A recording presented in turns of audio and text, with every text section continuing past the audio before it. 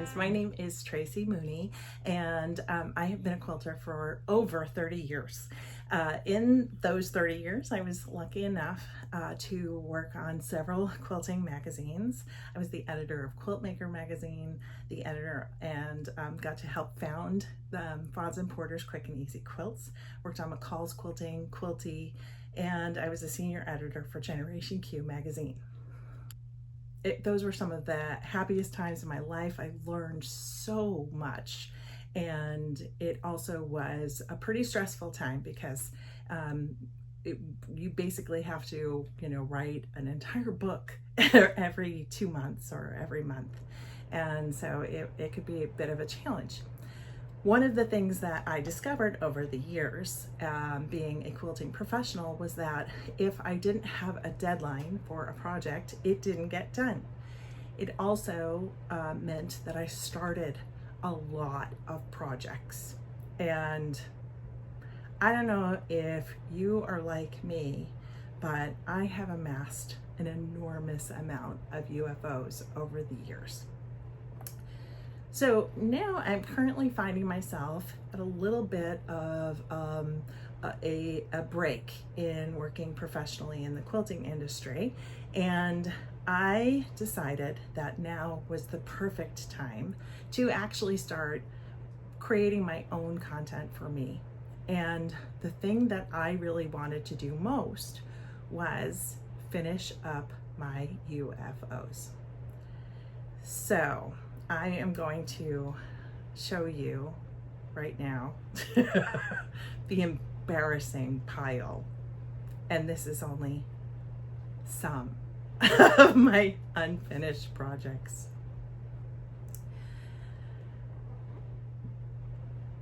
So why create a YouTube channel?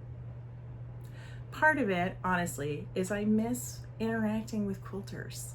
I miss creating content for quilters. But the other part of it was really sort of an accountability. I have learned all different ways to help quilters finish projects, but I've never actually implemented them completely. I've certainly researched them, watched lots of other quilters and learned their techniques for finishing projects. But I thought it might be interesting to utilize some of the tools that I've learned over the years and see which ones work the best. Quite honestly, I'm also feeling a little bit like I miss my quilting community. For about 4 years, I was the producer and one of the hosts of the Quilt and Tell podcast. I got to do it with Lori Baker and Ginger Sheehy Taddick for several years, and it was a complete and utter delight. I loved talking about quilting and talking about different techniques and learning all kinds of things from our listeners about what they did and the types of projects that they worked on and the experiences that they had in the quilting community. And I thought it might be really nice to create my own little corner of the quiltosphere and see if there are people out there like me.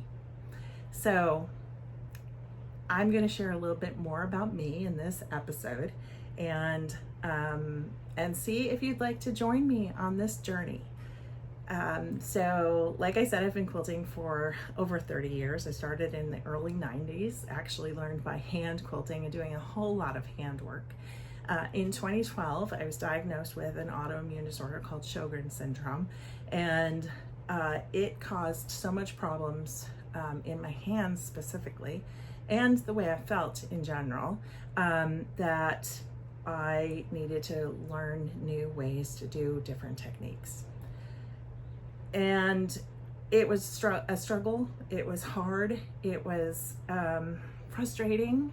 And I've discovered that I'm quite a perfectionist. And so being a perfectionist, it was really hard to do things and not do them as well as I knew I once could.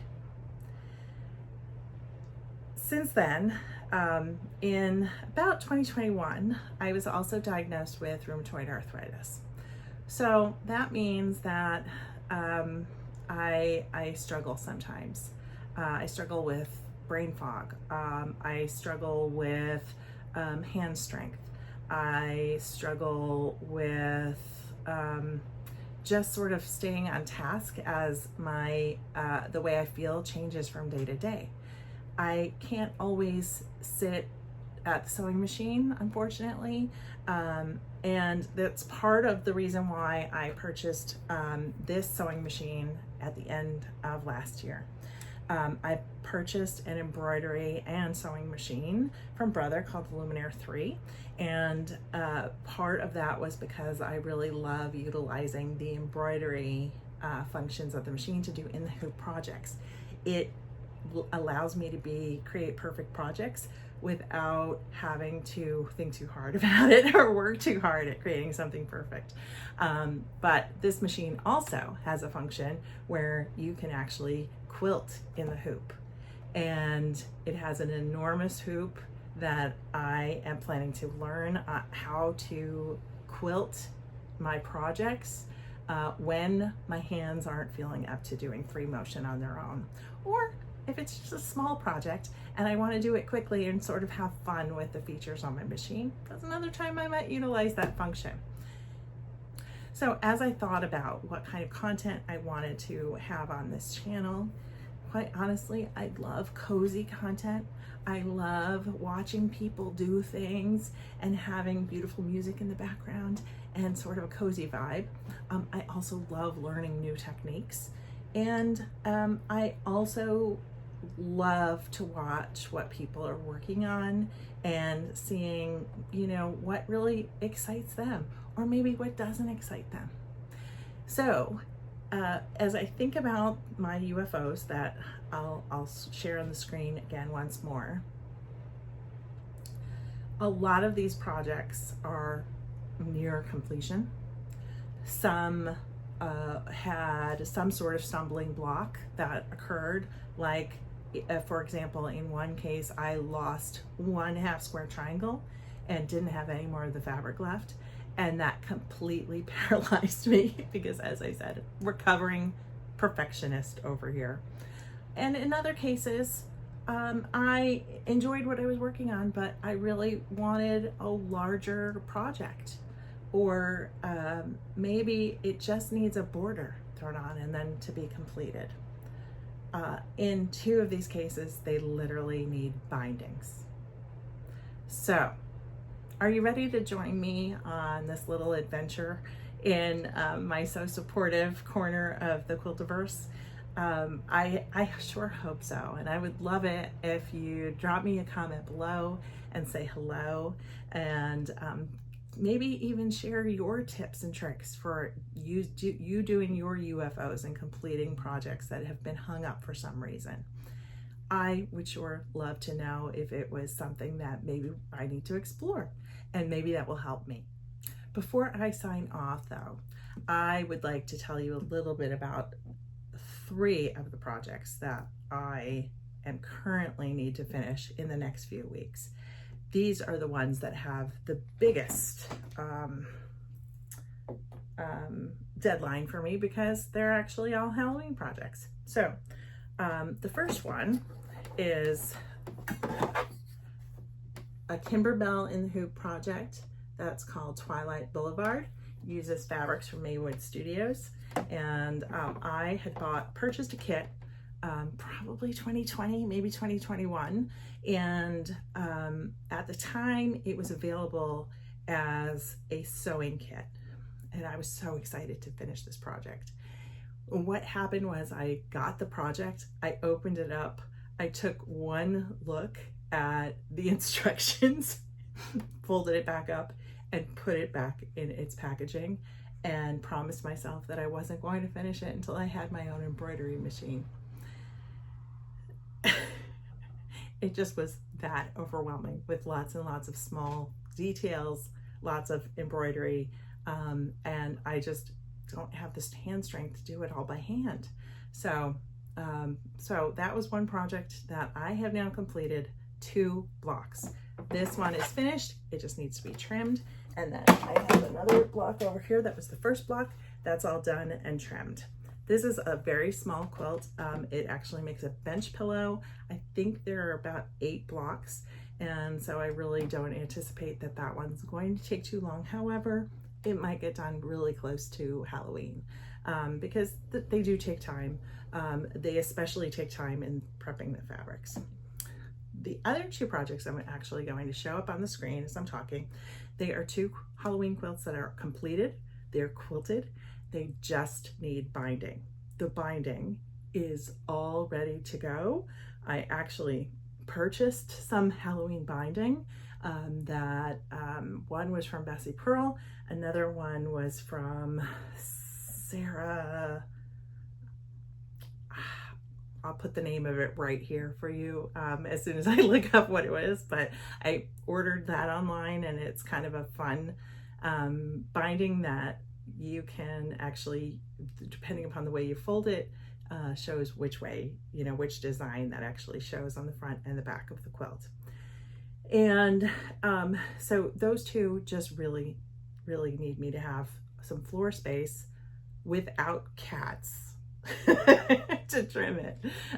We have 4 cats now, and 3 of them are still sort of in the young kitten stage, and they like to get into all kinds of trouble. And so really, maybe I'll just do it on the dining room table or something like that, but I need to find a new space. Oh, I should also say I moved in April, and part of the real trouble that I had was setting up a whole new house.